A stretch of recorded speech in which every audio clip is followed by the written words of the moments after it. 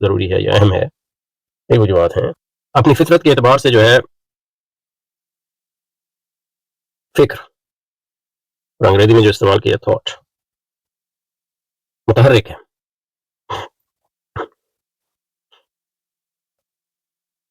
وجودی لحاظ سے بھی متحرک ہے، یعنی ontologically speaking متحرک ان معنی میں ہے کہ فکر ہی جو ہے ایک کائناتی فکر ہے ہیگل کے نزدیک، اور اقبال جو ہے یہاں جو ہے اسی کی ترجمانی کر رہے ہیں ایک لحاظ سے، جو کائنات کی حقیقت ہے۔ یہ کائنات چاہے وہ مادی ہو یا غیر مادی، سب اس کے اظہارات ہیں، مختلف اظہار ذات ہیں اس کے۔ یہ ہے کہ وہ اظہار ذات جب کرتی ہے تو مکمل طور پہ اپنا اظہار کر نہیں پاتی، اسی حرکت کے ذریعے وہ اپنا اظہار کرتی ہے، اور ہر حرکت جو ہے تضادات کو جنم دیتی ہے ایک لحاظ سے، ان تضادات سے اوپر اٹھ کر وہ اس کی حرکت پھر آگے، پھر وہ تضادات کو جو ہے سے اوپر اٹھنے کی کوشش کرتی ہے، اس کے نتیجے میں جو ہے وہ آگے بڑھتی ہے۔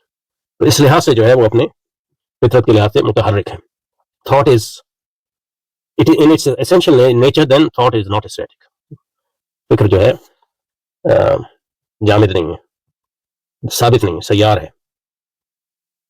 اور ویسے دیکھیں بھی تو مطلب فکر کا، یعنی اپنی جزوی طور پہ دیکھیں تو فکر کا کیا کام ہے، کیا کام کرتی ہے؟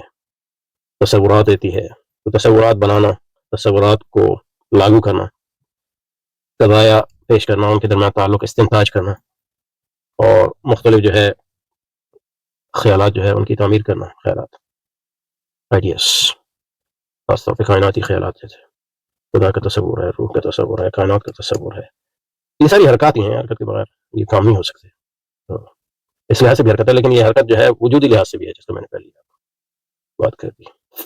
لہٰذا فرماتے ہیں لہٰذا فکر اپنی ماہیت کے اعتبار سے متحرک ہے، ساکن و بدوار زمانہ دیکھا جائے